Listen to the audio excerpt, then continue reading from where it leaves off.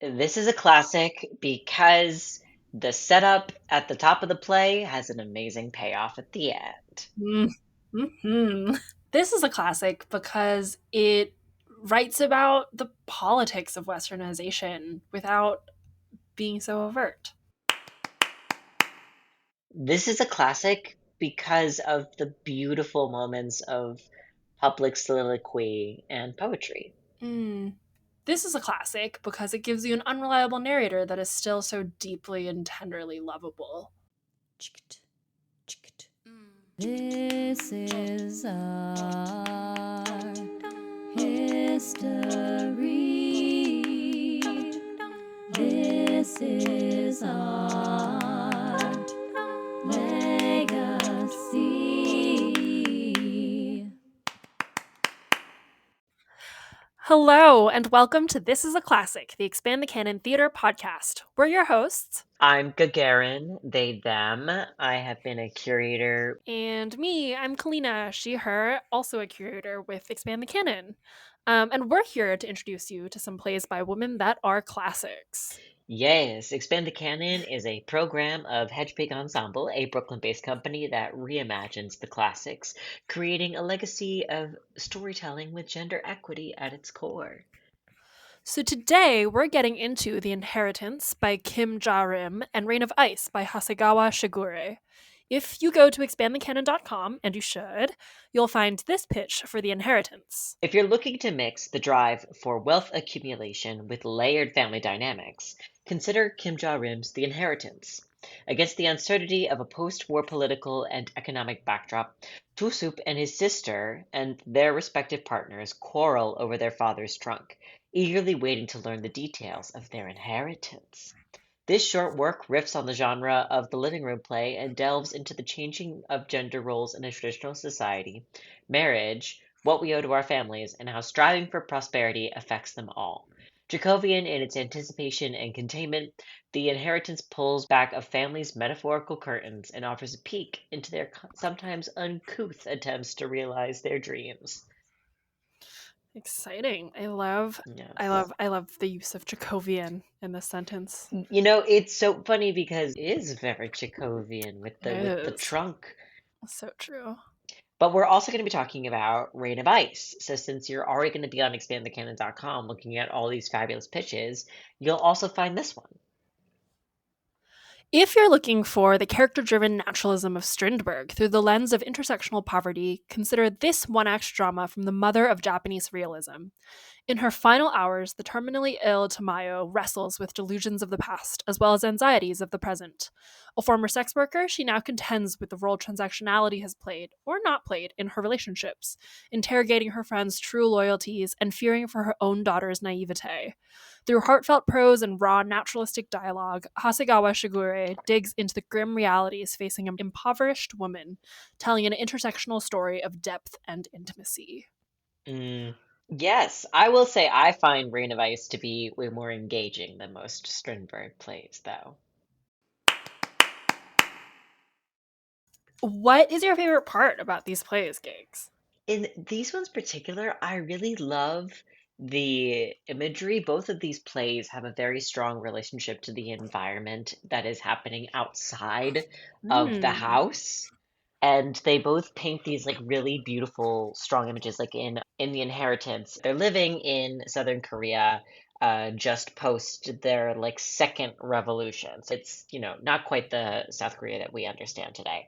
Um, but it's depicted as like they're kind of like in this living room, right? And there's a window that looks at all of these like a beautiful verdant green Hmm. space.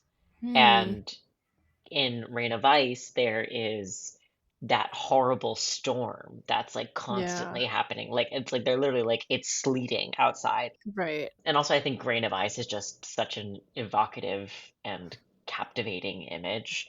Yeah, I hadn't even thought of sort of the interiority, exteriority of both plays, but now that you mention it, I can't stop thinking about it and how both playwrights have utilized them to reflect the characters, obviously. The themes of both plays pair so well to each other because I think they both think about like what we leave behind or they both deal with like death and dying and legacy in interesting ways. And both of them are sort of about like what do we leave to our children, like both in sort of a real literal sense, but also, I don't know, in a more abstract, what do our children know of us? What sort of knowledge do we need to impart kind of way? Oh, definitely. Reign of Ice, it's like, can you try to like have an impact on your children? And in the Mm-hmm. inheritance, it's like, will any of your efforts ever actually be worth it? Like, will they be able to hear Oof. your wisdom? Oof. We have put two tragic plays together. I don't think the Or, inheritance is tragic. I think I guess Reign not of Ice is tragic, certainly but tragic. Yes. Reign of Ice is pretty tragic. I don't know. We'll get into this. We'll get into it. Legacy. Do you want to tell us a bit about the inheritance? But before you do that, I guess a small disclaimer that neither Gigs nor I are Korean or Korean speakers, and so we are doing our best with these name Yes, and I pronunciations. did try to look them up and watch some videos on how to do the pronunciations. So I wanted to, do my best by Kim Ja-rim and give her characters proper names. So if you're like, that's so not what it is, hey, this is what happens when you only ever read plays, except for when we get to see them produced, right? Because you're gonna do it. So maybe you produce it, and Exactly. it's going to be great. I can see this future already. Yes, let's talk about what happens in the inheritance. So, as we mentioned earlier, the this play occurs basically like the living room of a house and looks out on this beautiful verdant space somewhere conceivably like in a town in South Korea. So another Mm. important thing is that it looks like it's just been moved into. There's a lot of furniture that looks new, that's been placed kind of just sort of like haphazardly, but it's like everything in the space is new and looks Hmm. fancy. And center stage, we have a big old trunk that's just sitting there. Hmm. Not part of the interior design, it sounds like. No, not part of the interior design. So the people who are in this house are Tusup, his wife, Kyungjo, his sister, Yunok, and her husband, Mr. Bak. Tusup and the fam are waiting for his father, who everyone thought was dead because their father was exiled from Korea by the political regime of about 30 Oh. years ago, and now, as a result of the recent revolution, has been allowed to return to Korea. Their mother is dead. She's been dead for a few years, and the first thing that everyone has received from their father is this trunk. Wow, what a way to start a play. Truthfully, Your dad, who you thought was dead for 30 years, has sent you this trunk. Have fun. Very much so that, but also the kids are certainly waiting in anticipation of the father's arrival, but none of them really seem to give a shit about dad himself. Because, as we find out, first of all, dad is like late. He's like majorly late to come home and have basically dinner with everybody. Tusup, his wife, had prepared a really lovely dinner for everybody, and it's coming on like 2 hours that dad was supposed to be Two here. Yeah, hours. I know. Like, and nobody wants to eat before he arrives because they don't want to be disrespectful, but it's also like people are hungry. So Tusup and his wife and his sister Yunok are trying to like figure out what they want to do. Yunok's husband, Mr. Bak, is here, but he's just like sleeping in the other room because he's unemployed right now. So Tusup's wife, Kyungjo, tells Yonok and Mr. Bak, why don't you guys just go ahead and eat? Like, you two can eat, and then Tusup and I will wait until dad gets back, and then we'll all have dinner together. So they go into the kitchen, and then immediately Tusup and his wife turn to the trunk and they're like, okay, we're going to figure out how to get into this trunk because they think that there's a shit ton of money in it. Oh, nefarious. Very nefarious, even more so that like Kyung-jo has like collected like 50 keys that she thinks could maybe open the trunk and has been keeping them hidden in her skirt until they could get the sister and the brother-in-law out of the room. Because they're like, if we can get all this money, since Tusup has been expecting this inheritance from his father to come. Remember, I'm all the furniture, all the new furniture. Mm. Oh, Yes, he's gotta pay off basically, that furniture. yeah, he took it all out on credit and has done this whole like remodel lifestyle upgrade for himself and his wife because he's anticipating this inheritance to come through. Wow. So they're like, let's get this trunk open so we can get the money, because they most definitely think that Yunok and her husband, Mr. Bach, want some as well. Which, of course, they Mm, do, because of course. they immediately come right back in from the kitchen. Mr. Bach is eating some ribs, but Yunok hasn't had anything to eat because she's like, I knew you were trying to get into this trunk because Mm, all the money's in uh-oh. there, Yeah. Well, right? yeah. So already we're lacking in a sharing and familial sensibility. So they are basically like, we're not going to leave you alone in the room at this trunk. So we're all Mm, just going to wait here until Dad gets back, and then we're going to find out what he's going to do with the inheritance. Because one key fact is that Tusup is like, to his sister, he's like, why do you care about what you get? You're a woman. The inheritance passes to the son. But oh, because they have this new political regime that's just settled in, the rules of inheritance have been changed. That now oh, daughters can accept can receive however much of an inheritance the parents choose to leave for them. wow. Um, Plot twist. Yes, plot twist. And so also the reason that they all think dad has this much money, even though he's been exiled for 30 years, is apparently he went over to the States and started making a mad amount of money. He's got lots of Okay. land. Um, he like helped to open a winery and like that's super successful, and it's to the point where like Two Soup is doing the math on how many acres his father owns over in the US and how much money he's going to get when he sells it all after his dad dies. Wow. They've really done a lot of like financial planning for not actually having the money. Yes, for not actually having the money, and also for dad to like not be like not even on like death's door. Like he's a Right. conceivably Fully healthy, is alive. just old. Wow. Fully alive. One detail that I particularly love is all four of them get really, really hung up on the fact that he was donating $5,000 a year to polio relief. Mm, I mean, that's not a horrible thing to donate your money to. No, it's Feels not. pretty It's great. not, especially because this play is taking place in like the late 60s, so like polio is still like a thing. Like it's a debilitating Right. thing that's passing through the Like, US. And they're like, does need money actually. see, exactly. It's money going towards a good thing. They're like, he's squandering our inheritance by giving all this money to kids with Being polio. a good human, how dare he? So they continue to sort of talk about this. My one another favorite small detail of mine is that Mr. Bach, the brother-in-law, is just lying on the couch eating ribs pretty much the entire play, Obsessed. and is very much like not engaging in the siblings, and as they're fighting, he's just like, I'm gonna get my money when I get my money, you know. You know what? I too would be eating the free food and chilling out. I resonate. Yeah. So they're continuing to sort of argue. They get interrupted by a call from the furniture store, Oh, which is and so basically, like everybody rushes to the phone, right? Because they all think it's the father calling them. And it right, turns out to be the right. furniture store, and Tusup is like, no, like, I'm gonna pay you tomorrow. I'm gonna pay you tomorrow. And they're like, we're gonna come and take all the stuff.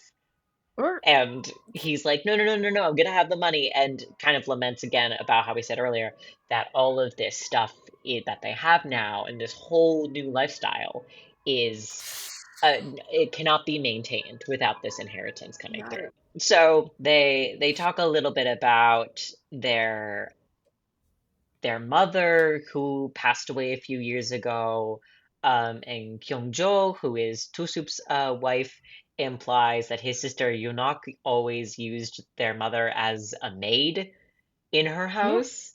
Um, she's like, yeah, she always used to come back from your home looking the worse for wear, Oh, which is like a crazy thing to say. And the phone rings again, and everybody fights to answer it.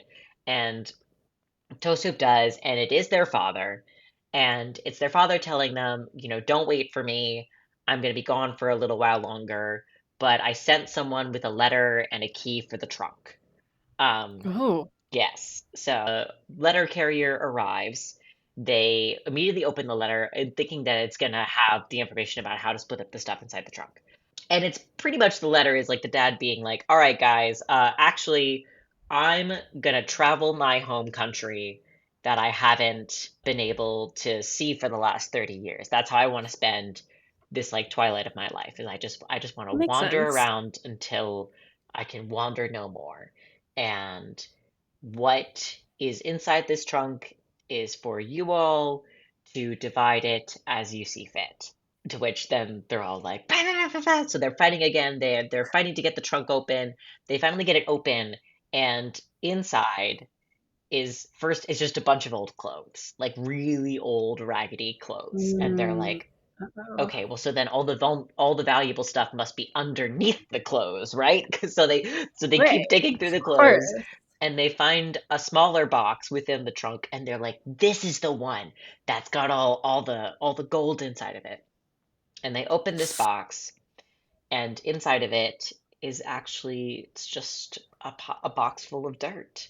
Mm, It's a box full of dirt that is briefly alluded to in the beginning of the play as something that their mother gave to their father before he was exiled. She dug up with her hand dirt from their backyard to give to him so that he could always have his homeland with him. interesting. Yeah, and the play ends with them all looking down at this box of dirt. Hmm. Yeah. That I mean, talk about stage pictures. Hmm.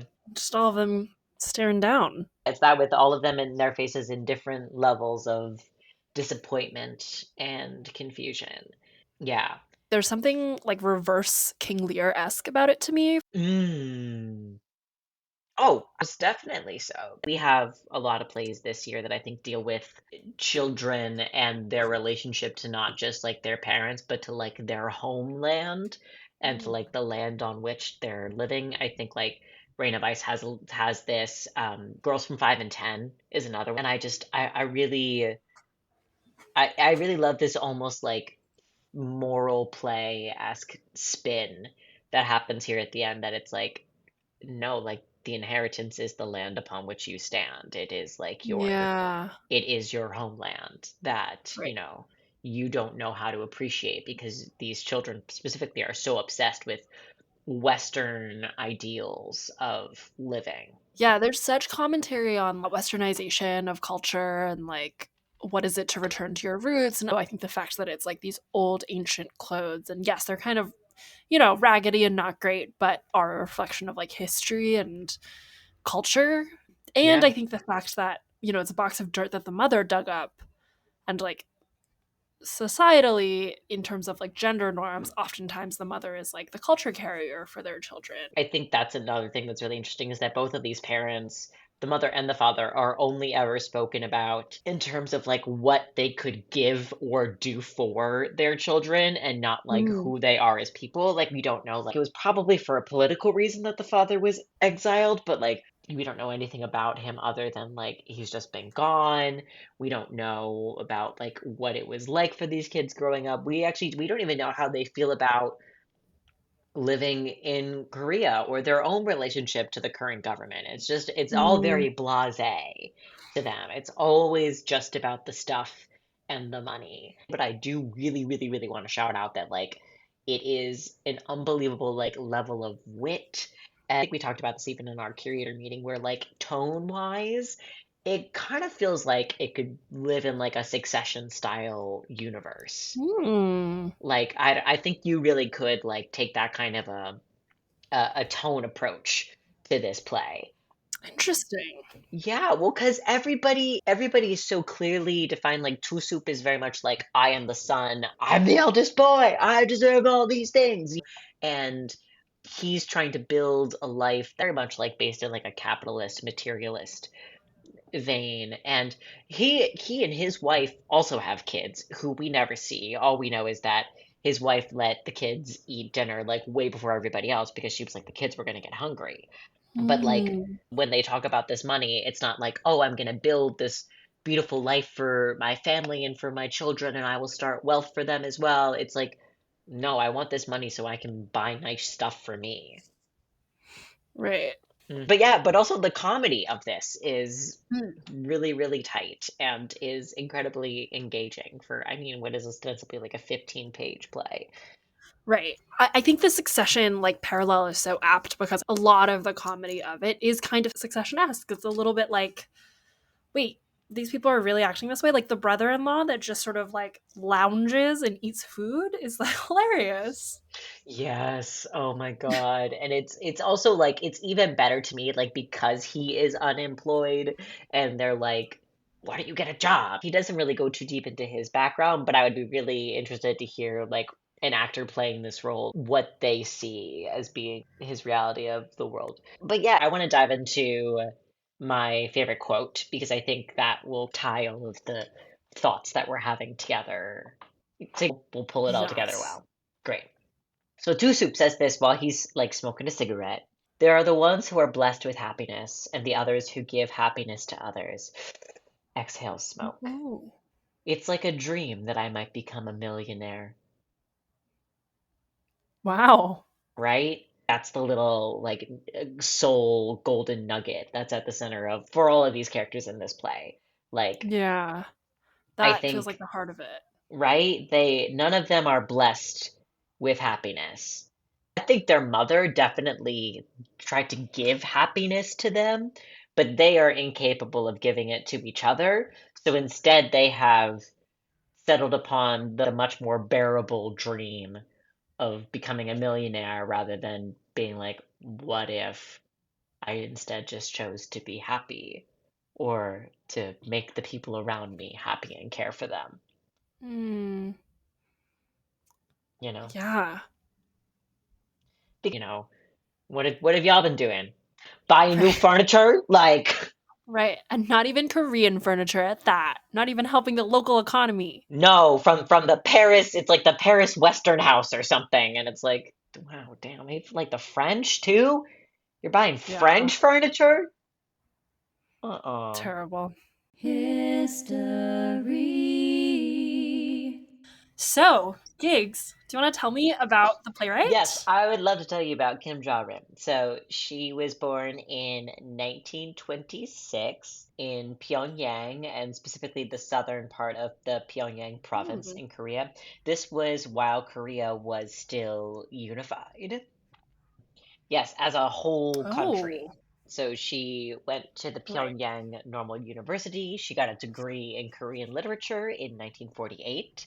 And then North and South Korea divided, and she defected alone to Hmm. Busan.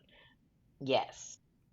Oh, wow. Wait, so clarification. Pyongyang province is Yes. in North Yeah, Korea. it's the capital of North Okay, Korea. Incredible. So yeah, so she was in the north, beautiful. she defected to the south, and when she was there, I think that's kind of where her life sort of really began. She met the poet Yang Hmm. Myeon-moon through a fellow playwright, and they became known as the lovebird Hmm. couple in the literary world. Yes, it was Oh, fun. There's another little bit in cute. here about how her husband Yang was sort of known of being a bit of a ladies' man, and like all of the other poets were all after him, but though she sort of like let him Yeah. like flirt around, it was known it was like that's Kim Ja-rim's boy. You don't want to you can flirt with him, but don't get too close, or else she'll come mess you Mm. Wow, I love a woman with a reputation. up. Right? A woman with a reputation and strong boundaries. Hmm. So she was a teacher before she launched her playwriting career in 1959, where she was the first woman to have a play staged in the National Korean Theater, which was her work, Okay. The Immigrant Ship, in 1966. Oh. On one hand, I'm like, wow, it took until 1966 to have a play staged in the Korean National Theater that was written by a woman. And also, Yeah, I love that right? she's a It's a first. big deal for her. There were lots of other Korean playwrights, like female South Korean playwrights, who have. I think she is kind of in like the second Hmm. wave, but she's certainly the one who I think has gotten the most like notoriety within their Hmm. culture. Her plays are known for their critique of class, materialism, and discrimination against women, as well as the pursuit of progress and civilization in an era of division in Korea. Yeah, how do you feel like that manifests in The Inheritance with the two wives? Oh my God. Well, so I think you have a dichotomy of being, right? So you have Two Soup's wife, seems to defer to what Mhm. he has to say all the time and is always on his side, and Hmm. notably never makes any kind of a comment about his like spending massive amounts of money to redo their lifestyle in their house when they don't have the money to do that. Hmm.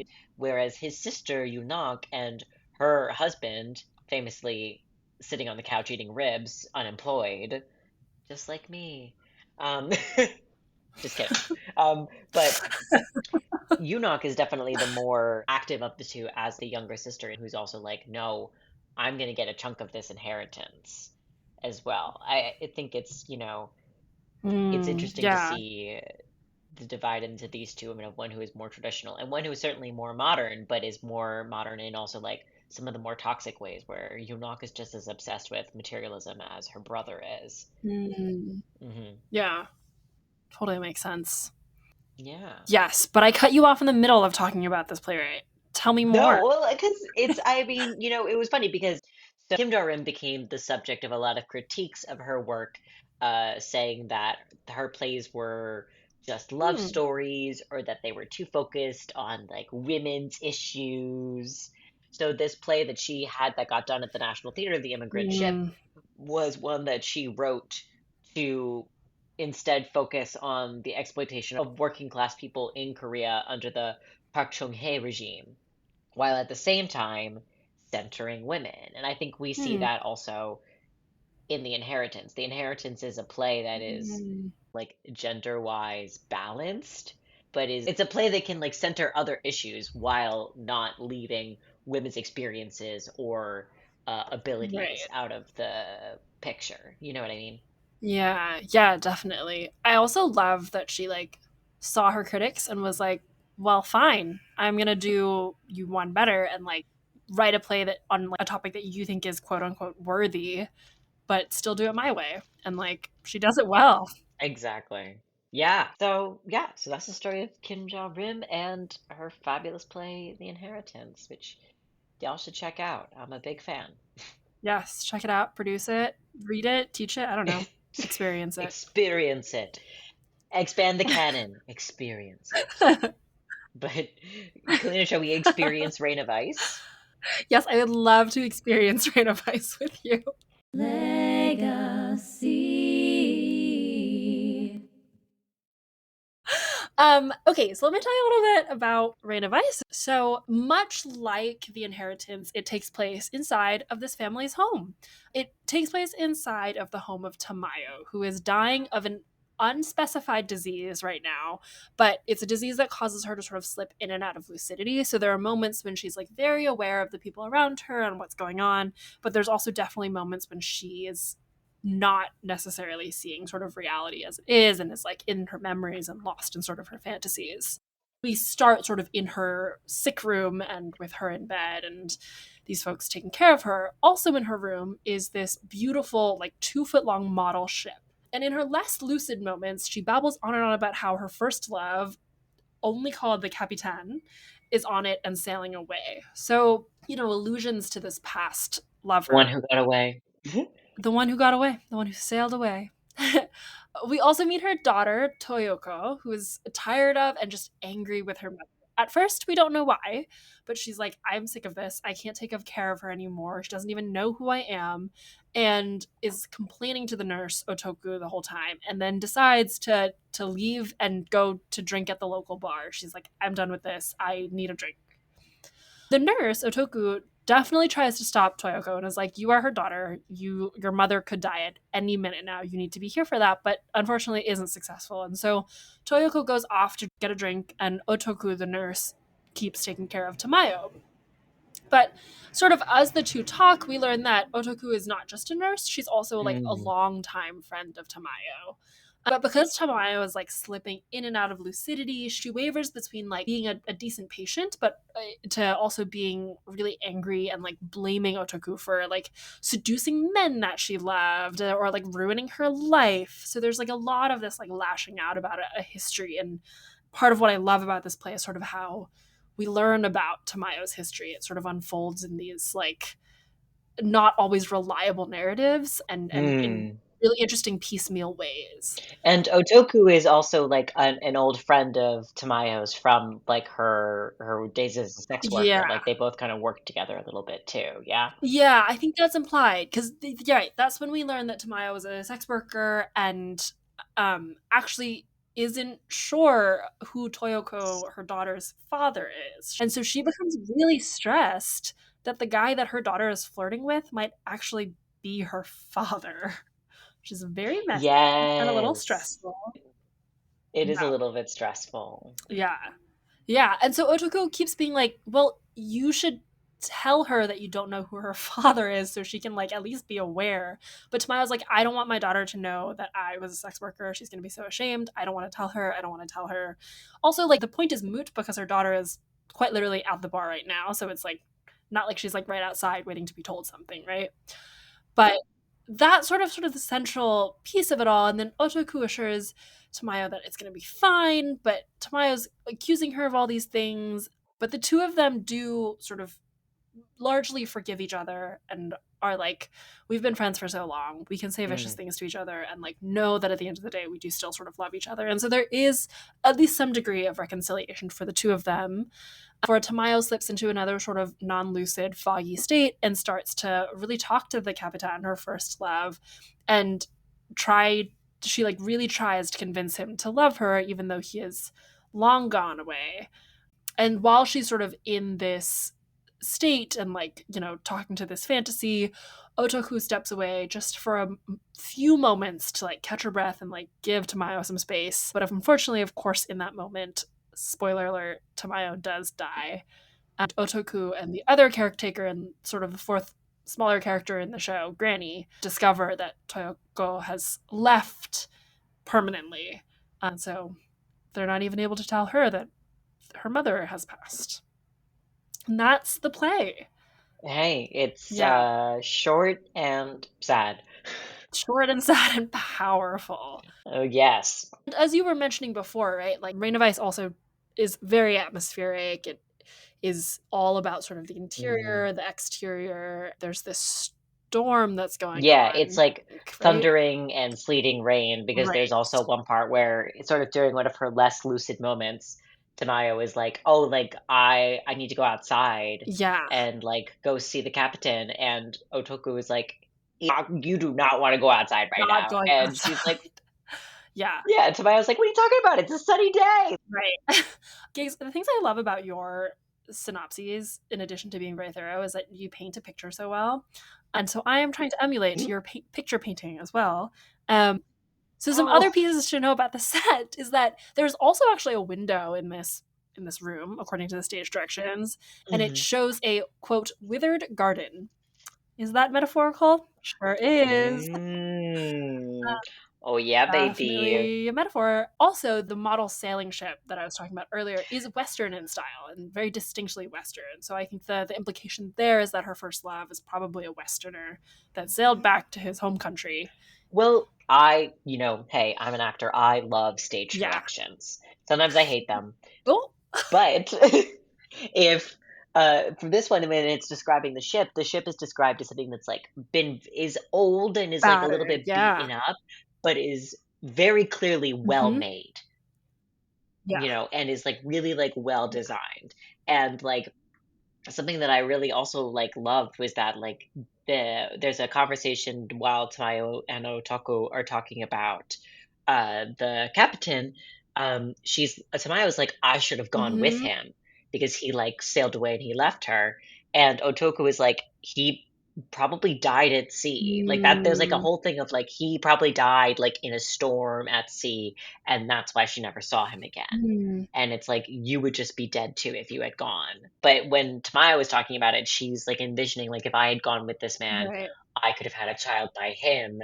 and she could have had a prosperous and beautiful life. And I actually noted that line when Tamayo was like, "How the hell am I supposed to know whose child Yeah. Toyoko is?" Which is just like it's like such a legit because it comes out of this kind of like tense moment between her and Otoku, and it just is like one of those lines where I'm like, you get so much about this character and so much about her history and how she feels through just that one. It just feels so like gratingly real.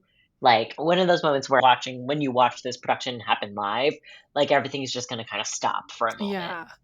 And the reality of the situation can hit everybody. Ooh, it's Yeah, yummy. there's It's just some like delicious. really beautiful one-liners in here too that Mm. as you illustrate like really highlight how like you learn so much about the characters from just a few lines, which is always so important in a short play. Yeah, you don't got a lot of time. Yeah, We gotta find everything out. We gotta find it out fast. right. We got to get right there. Sort of on the note of like Toyoko as like the younger daughter and how she's out at the bar and there's this like kind of old creepy rich guy Right. who yeah, right, who's running around being like, "Oh, Toyoko looks like how Tamayo looked when she was in her Right. prime." Thing, and I love a very brief exchange between the two of them that I didn't get until my second read through where Tamayo and Otoko were talking about it, and Tamayo's like, "I don't want that guy near my kid," Hmm. because she's a little bit worried that he might be her father. Yeah. And she's like, "Oh, that really won't go well," because it's like he has no idea. Oh, and there's a kind of a constant sense of impending peril and doom for everybody in this play, and, Hmm. like, it happening on a dark, stormy night totally kinda helps set that up for us. Yeah. It's also, I think, just, like, a beautiful thing about the disconnect between Hmm. parent and child and how, like, devastating that can be for both parties, or like in like the case of the inheritance when you have a parent who essentially just like leaves and has no interest in Hmm. coming back. Both I think in the case of Rain of Ice and of Right. inheritance, it's like, oh wow, you guys probably got to go to some therapy for a good chunk of time. Yeah. Yeah. Oh, they all need therapy. I'm really fascinated by like the Tamayo Otoku relationship in particular because Mm. it gets so poisoned in the play. It's like so dark. Otoku's like, no one would visit you here. Like this place sucks. You are a terrible human. Oh my god. And then, but at the same time, they do still. I don't know. Tamayo's like, your meddling screwed up my life, and Otoku is still like, and still I will continue to be your friend until your dying breath. There's a moment when she's like ready to cry, but still she like stays Oh, with her when her own daughter won't. It's just fascinating to it me. is. It's really fascinating and super cool. Do History. you want to tell me about this playwright? I sure do. Hasegawa Shigure was born in 1879, so a little earlier than the writer of The Wow. Inheritance. And she's regarded as Japan's first female playwright. She was also a staunch supporter of other women writers, so, a woman supporting a woman. As a child in Tokyo, which is where she was born, she showed an early interest in literature and kabuki theater, which is a type of Japanese theater. And so her father, who was Oh. notable as Japan's first licensed solicitor, encouraged her artistic pursuits.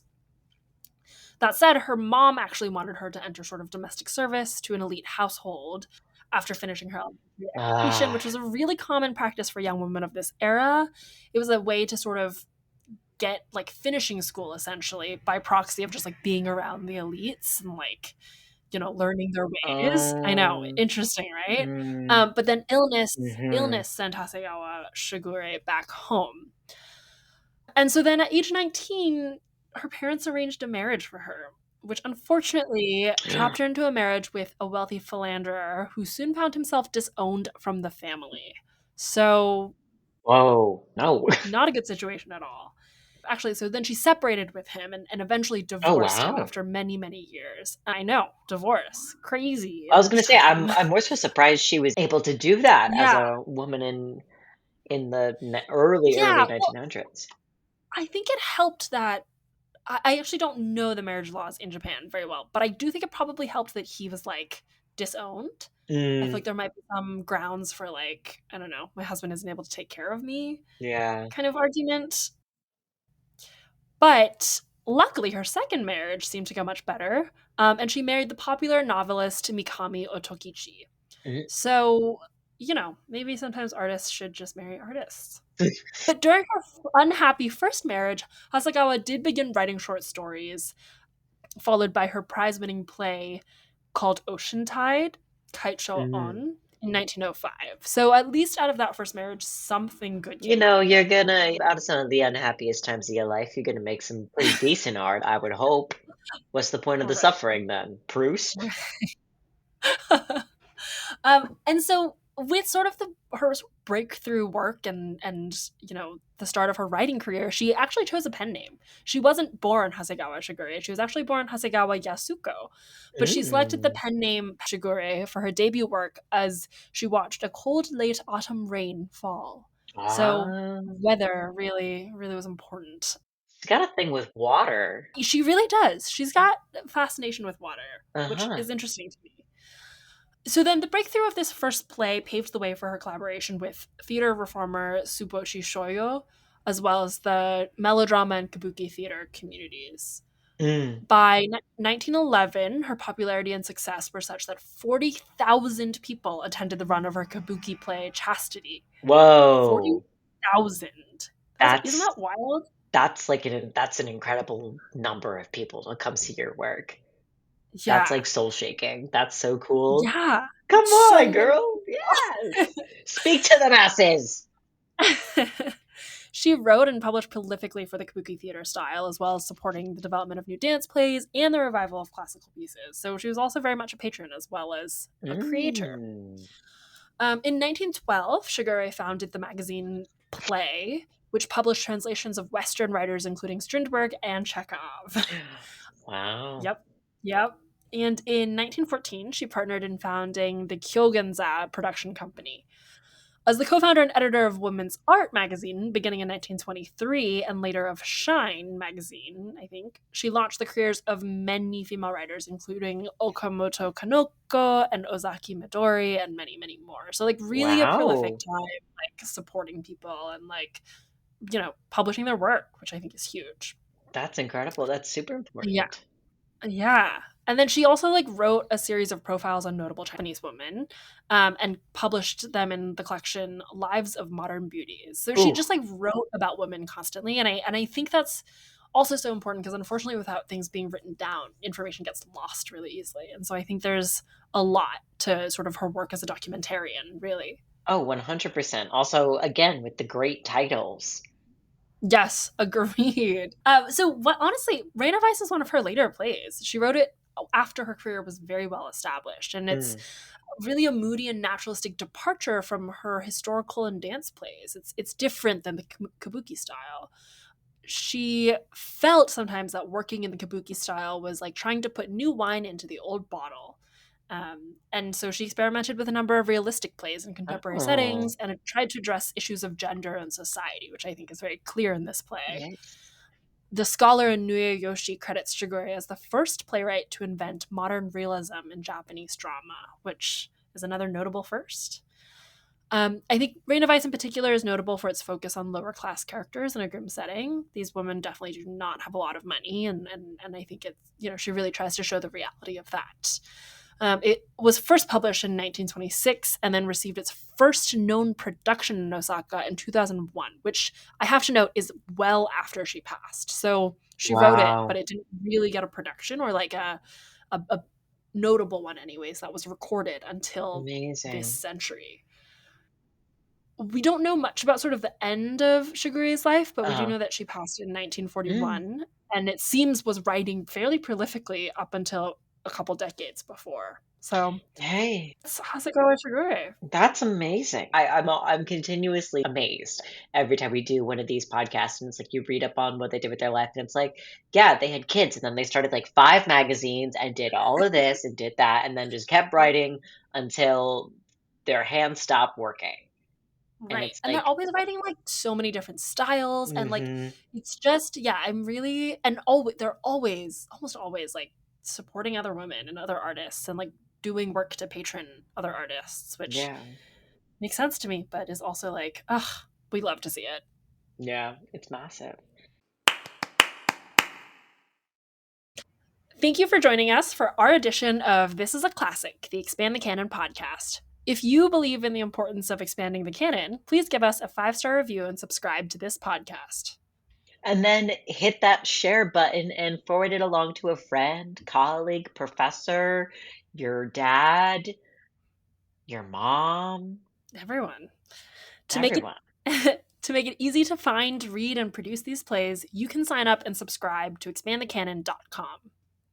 And for info on what's up next, you can follow us on Instagram, At Hedgepig Ensemble Theater Facebook, /Hedgepig Ensemble Theater, or join our mailing list at hedgepigensemble.org. You can also support our effort by buying some Expand the Canon merch, To brag to your friends that you're changing the future of classics, reading and producing these plays as classics, and reaching out to us to partner on them.